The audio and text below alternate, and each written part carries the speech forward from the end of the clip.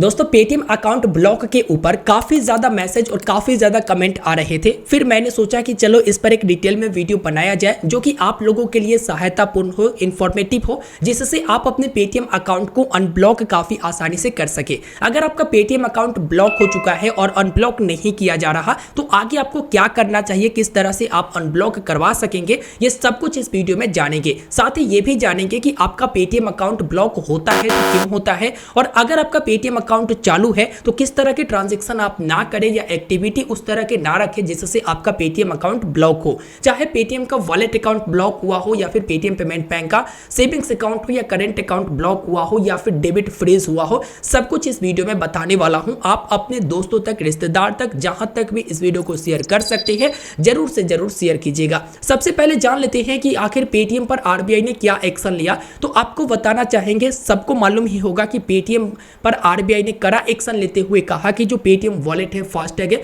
यानी पेटीएम से जुड़ा हुआ जो सर्विसेज है उसमें ऐड मनी, क्रेडिट और डिपॉजिट नहीं हो पाएगा। साथ ही जो पेटीएम पेमेंट बैंक का सेविंग्स अकाउंट हो या करंट अकाउंट हो उसमें भी ऐड मनी, डिपॉजिट और क्रेडिट नहीं होगा। सिर्फ और सिर्फ वही अमाउंट क्रेडिट किया जाएगा जो कैशबैक वाला होगा या फिर जो रिफंड मिलना होगा। आपको ये भी बता देना चाहेंगे कि आरबीआई ने पेटीएम को ये भी सूचना दिया था कि जिनका भी अकाउंट आप ब्लॉक करके रखे हो इंटरनल रीजन से, उनका अनब्लॉक करिए ताकि ग्राहक जो है पैसे निकाल सके। क्योंकि आरबीआई ने डेबिट पर कोई भी रेस्ट्रिक्शन नहीं लगाया है, यानी ग्राहक का पैसा उनके अकाउंट में है तो वो आसानी पूर्वक निकाल सकते हैं, इसमें कोई दिक्कत नहीं होना चाहिए। तो सबसे पहले हम लोग समझते हैं कि आखिर जो पेटीएम अकाउंट ब्लॉक हो रहे हैं या कोई भी बैंक अकाउंट ब्लॉक हो रहा है, डेबिट फ्रीज हो रहा, वो क्यों हो रहा।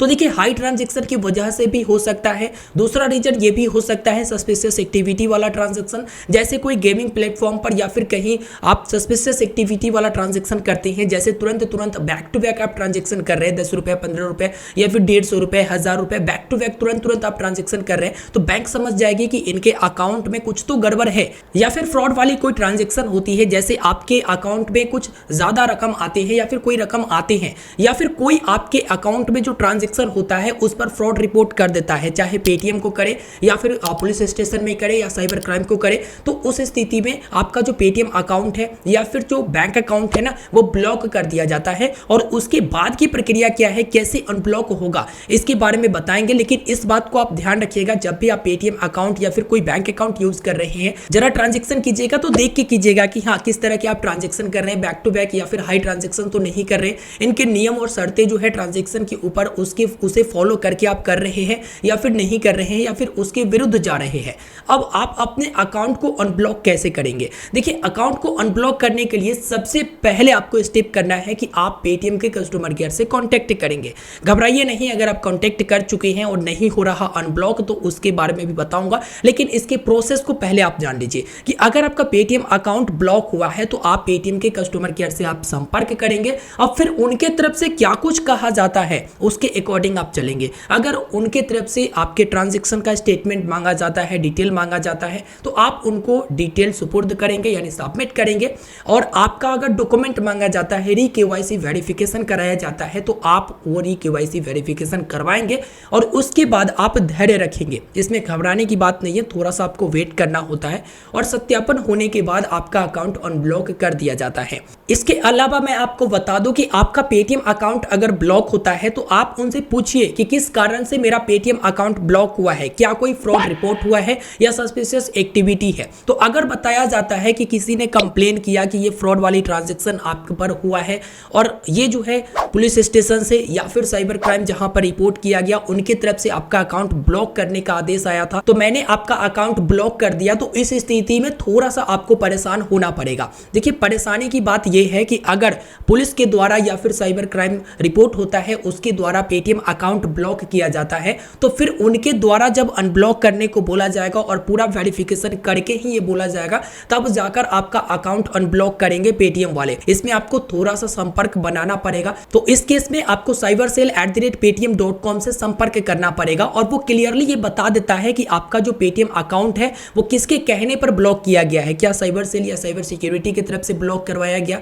या फिर पुलिस स्टेशन की तरफ से ब्लॉक करवाया गया, और उनसे आप संपर्क करने का भी डिटेल मांगिए। अगर पुलिस स्टेशन के द्वारा ब्लॉक करवाया गया है तो वो डिटेल आपको देंगे, ईमेल देंगे, जिस पर आप ईमेल कर सकते हो, या साइबर सेल साइबर सिक्योरिटी के द्वारा ब्लॉक करवाया गया है तो उनका का भी वो ईमेल प्रोवाइड करेंगे और आप उनसे टच में रहो, बात करो। जैसे कोई पुलिस स्टेशन के द्वारा फ्रॉड रिपोर्ट की कारण जो है आपका यहाँ पर ब्लॉक किया गया है, तो आप उनसे संपर्क करो। अगर आप जेन्युइन हो, यानी आपने किसी भी तरह के फ्रॉड वगैरह नहीं किया है, लेकिन आप पर कोई रिपोर्ट झूठा दर्ज कर दिया है और आपका पेटीएम अकाउंट ब्लॉक करवा दिया है, तो उस स्थिति में आपको उनको सफाया देना पड़ेगा कि हाँ मेरा ये अकाउंट है, मैं अकाउंट होल्डर हूँ और मेरा डॉक्यूमेंट ये है और ये जो ट्रांजेक्शन हुआ है मेरा 100% सही है, किसी ने जानबूझकर या फिर किसी ने फ्रॉड वाली जो रिपोर्ट दर्ज कराई है वो झूठा है, या फिर जो भी आपको लग रहा है उससे आप बात करेंगे और फिर वो सत्यापन करेंगे। अगर आप सही पाए जाते हैं तो फिर वो क्या करेंगे कि पेटीएम को वो ऑर्डर देंगे कि हाँ आप इनका अकाउंट अनब्लॉक कर दीजिएगा, सारा मैटर सॉर्ट आउट हो गया,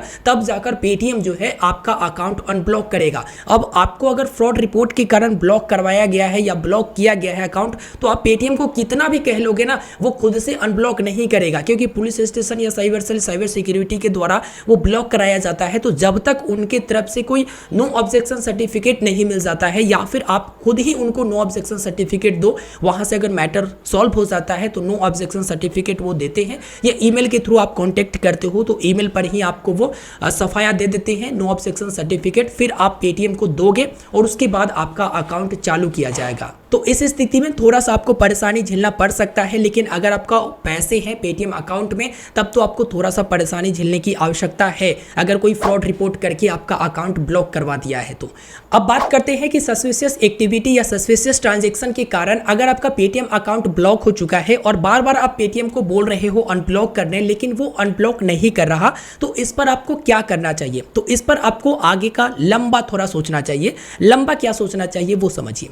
फिर से आप कस्टमर केयर से कांटेक्ट कीजिए। कस्टमर केयर से कांटेक्ट करेंगे तो आप कौन से डेट में कर रहे हैं, कौन से टाइम में कर रहे हैं, और सामने वाला जो एजेंट है, जो अधिकारी है, जो आपसे बात कर रहे हैं, उनका नाम क्या है, और हो सके तो उनका आईडी अगर दे वो तो आप नोट करके रखिए। और ये भी हो सके अगर कॉल रिकॉर्डिंग तो वो आप जरूर करिएगा ताकि आगे आपको काम आए। तो दोबारा आप कांटेक्ट कीजिए, सारे चीज़ों को आप समझाइए कि इस तरह से हुआ था, इस तरह के ट्रांजेक्शन हुआ था, मैं सारे वेरिफिकेशन अगर करवा दिए हैं तो आप बताइए कि करवा दिया हूँ लेकिन अकाउंट अनब्लॉक नहीं हुआ, और अगर नहीं करवाए हैं तो आप बोलिए कि मैं सारे वेरिफिकेशन करवाने के लिए तैयार हूं, री-केवाईसी हो, री-केवाईसी करवाने के लिए तैयार हूं, जिस भी माध्यम से वेरिफिकेशन होना है मैं करवाने के लिए तैयार हूं, मेरा अकाउंट अनब्लॉक होना चाहिए। ठीक है, तो आपने उनसे कांटेक्ट किया, सारा डिटेल आपने इकट्ठा कर लिया, सारा बात उनको बता दिया। अब आपको आगे क्या करना है? अगर अकाउंट अनब्लॉक नहीं किया जाता, अगर आपको वेट करने बोल रहे हैं कुछ दिन तो वेट कर सकते हैं, नहीं तो आगे का प्रोसेस ये रहेगा कि आप पेटीएम के रूल रेगुलेशन को जानिए,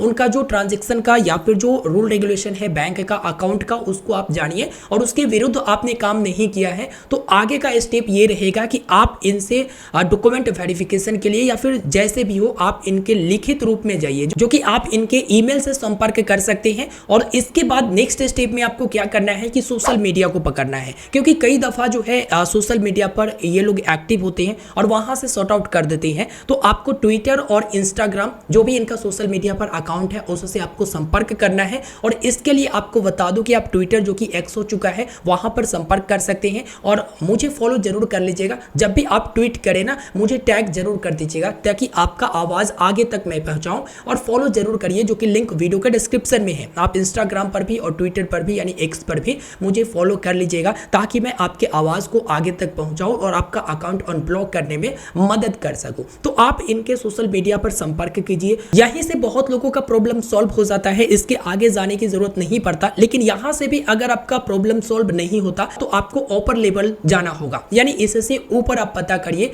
और इससे ऊपर आपको संपर्क करना पड़ेगा। अगर वहां से भी मैटर सॉल्व नहीं होता तो आप जो है ग्राहक शिकायत या फिर लोकपाल के पास अपना संपर्क कर सकते हैं, वहां पर शिकायत दर्ज कर सकते हैं। ओम्बड्समैन के पास आप संपर्क करके शिकायत दर्ज कर सकते हैं, जो कि इसके ऊपर एक डिटेल में वीडियो दे चुका हूं कि किस तरह से आप शिकायत दर्ज करेंगे ओम्बड्समैन के पास, आरबीआई के पास आप कैसे शिकायत दर्ज करेंगे। अगर आप वीडियो नहीं देखे होंगे तो लिंक वीडियो के डिस्क्रिप्शन में है, जरूर देख लीजिएगा। अगर वहां पर भी आपका शिकायत नहीं सुना जाता है या फिर आपका अकाउंट अनब्लॉक नहीं किया जाता है तो अंत में लीगल एक्शन लेने की जरूरत होता है। यानी जो भी आप काम करोगे लीगल रूप से काम करोगे और अभी तक आपने सारे से संपर्क किया उसका डॉक्यूमेंटेशन करके रख लीजिएगा। ये आपको काम देगा और ये डॉक्यूमेंटेशन काम देगा जब आप लीगल एक्शन लोगे, जब आप लीगल काम करोगे, इन पर एफआईआर वगैरह दर्ज करोगे और आगे जब प्रक्रिया बढ़ाओगे तो आप ये बताओगे कि मैंने किस किस से संपर्क किया, क्या क्या जवाब आया, क्यों नहीं अनब्लॉक किया जाता है, ये सब कुछ आप बताओगे।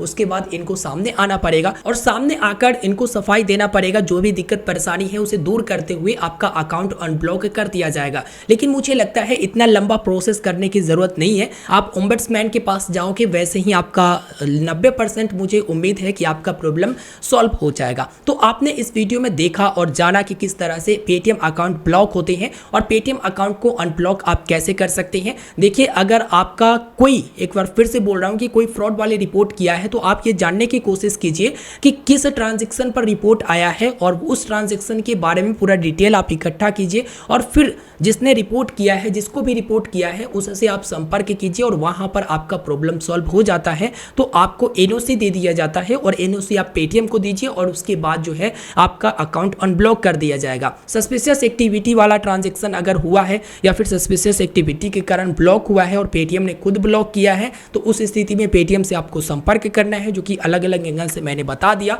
अंत में आप ओम्बड्समैन के पास शिकायत दर्ज कर सकते हैं और आपका अकाउंट अनब्लॉक कर दिया जाएगा। वर्तमान में सिर्फ इतना ही जान लीजिए कि पेटीएम से ही आपको संपर्क करना पड़ेगा। सोशल मीडिया के द्वारा आप करेंगे तो बेहतर रहेगा ताकि आपका पेटीएम अकाउंट अनब्लॉक कर दिया जाए। और याद रखिएगा कि आगे से आप कोई भी ऐसा गलती नहीं कीजिएगा जिससे आपका पेटीएम अकाउंट ब्लॉक किया जाए। देखिए, सस्पिशियस एक्टिविटी ट्रांजैक्शन काफी नॉर्मल बात है। बार बार आप ट्रांजैक्शन करोगे जो कि अलग अलग पोर्टल पर करोगे या फिर कुछ ऐसे पोर्टल होंगे जहां पर गेमिंग वगैरह होता है या फिर इन्वेस्टमेंट जो लगाते हैं, इतने पैसे जीतते हैं, इतने पैसे, वैसे वाले ट्रांजैक्शन बार बार करोगे तो ये सस्पिशियस एक्टिविटी में गिना जाएगा और उस स्थिति में आपका अकाउंट ब्लॉक होगा ही। तो अनब्लॉक करने के लिए आप उनसे संपर्क कर सकते हैं और कुछ सफाई देने के बाद आपका अकाउंट अनब्लॉक कर दिया जाएगा। इस वीडियो में फिलहाल इतना है। वीडियो काफी ज्यादा लंबा हो गया लेकिन सारा कुछ मैंने स्पष्ट से बता दिया है। इसके बावजूद भी अगर कोई दिक्कत हो रहा है तो वीडियो के नीचे कमेंट करके जरूर बताइएगा। वीडियो को लाइक करके अपने दोस्तों तक इस वीडियो को ज्यादा से ज्यादा शेयर कीजिए और चैनल पर नए हैं तो सब्सक्राइब